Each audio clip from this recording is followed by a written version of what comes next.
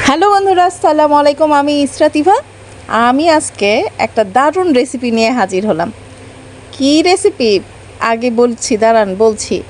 এই যে দেখেন, আমি তেল গরম করেছি, এর ভিতরে দিলাম গরম মশলার ফোড়ন। এখানে অনেক মশলা আছে: দারচিনি, সাদা এলাচ, কালো এলাচ, লবঙ্গ, গোলমরিচ, তারপর স্টার এসেন্স, অনেক কিছু ছিল। এর মধ্যে আমি গরম পানি দিয়ে ধোয়া খাসির মাংস দিয়ে দিলাম। হ্যাঁ বন্ধুরা, আর কিছুদিন পর হবে কুরবানি ঈদ।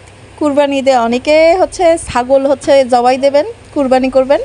তো অনেকে ছাগলের মাংসে একটা কেমন গন্ধ গন্ধ লাগে না? কেমন একটা ছাগলের মাংসে গন্ধ থাকে, গরুর মাংসে যেটা থাকে না। তো এইভাবে রান্না করলে কোনো গন্ধই পাবেন না, খালি চেটে পুটে আপনার ভাত খেতে ইচ্ছা করবে। তো কি করলাম, প্রথমে গরম মশলা দিয়ে, আমি অবশ্য জিরাও দিয়েছিলাম, আস্ত জিরা। এরপর মাংসটা কষিয়ে নিয়েছি প্রথমে গরম মশলা দিয়ে, শুধু গরম মশলা।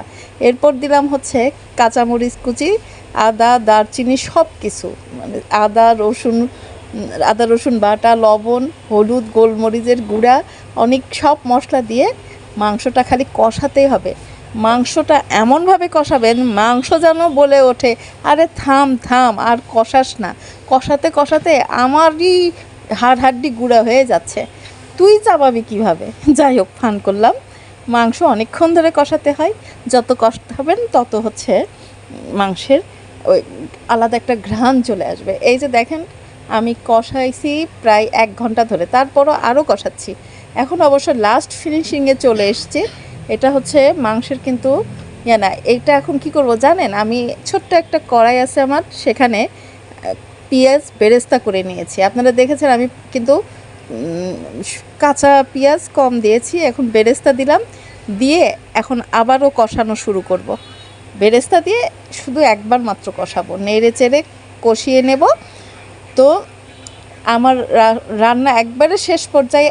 এখন আমি যেটা করব সেটা মৌরি, বারবার বলছি, এটা আপনারা কখনোই মিস করবেন না। মৌরি এবং জিরা, একটু মেথি হালকা টেলে নিয়ে ব্লেন্ড করে নেবেন, এবং ওই মশলাটা মাংস নামানোর আগে এই যে এখন দেখেন, ভিডিওতে দেখেন, আমি কিন্তু এখন জাল একটু কমিয়ে দিয়েছি।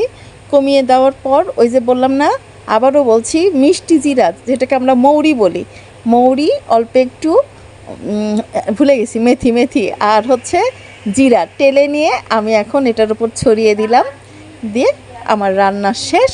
আল্লাহ হাফেজ। ভালো লাগলে অবশ্যই কমেন্টস করে জানাবেন যে কেমন লাগলো আমার আজকের রান্না। এবং কুরবানি ঈদে যারা খাসি কুরবানি দেবেন তারা চেষ্টা করবেন এইভাবে রান্না করার। দেখেন, একদম কম তেলে খুব সুন্দর হয় এই রান্নাটা। আল্লাহ হাফেজ।